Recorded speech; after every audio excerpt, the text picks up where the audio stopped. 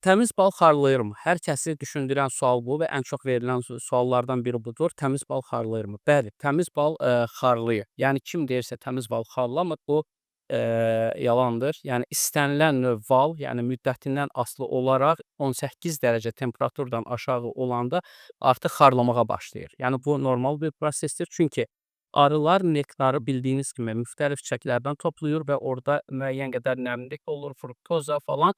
Və artıq 18 dərəcədən aşağı düşəndə balın xarlaması, balın özünü başqa, yad elementlərdən, yad təsirlərdən qorumaq deməkdir. Yəni buna görə xarlanmış baldan narahat olmayın.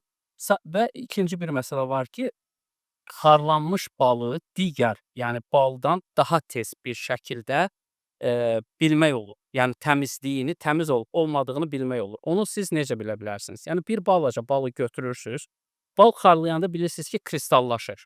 Onun tərkibində kristallar olur və bu formada əlinizdə, bu formada belə bir neçə dəfə sürtdükdən sonra əldə kristal qalmamalıdır. Yəni, kərə yağı kimi o artıq okur və kristal qalmır. Kristal qalırsa, loru dildə desək, siz, xarlanmış mürəbbədə görmüsünüz də. Yəni onu bu formada edəndə nə qədər etsəz belə bədən temperaturu ilə siz o şəkəri əridə bilməzsiniz. Amma baldakı kristallar əlinizi bu formada sürtəndə artıq o ələ hopur. Yəni bunun içində kristal qalmır və belə bir şəkildə də siz balın təmiz olub-olmadığını bilə bilərsiniz və məsləhətdir ki, xarlanmış baldan daha çox istifadə edəsiniz budur. Yəni görürsüz, yəni bal artıq xarlayıb. Bu, gördüyünüz cökə balıdır və çox da şəfalıdır. Dad orqanik, ağzınız dada gəlsin.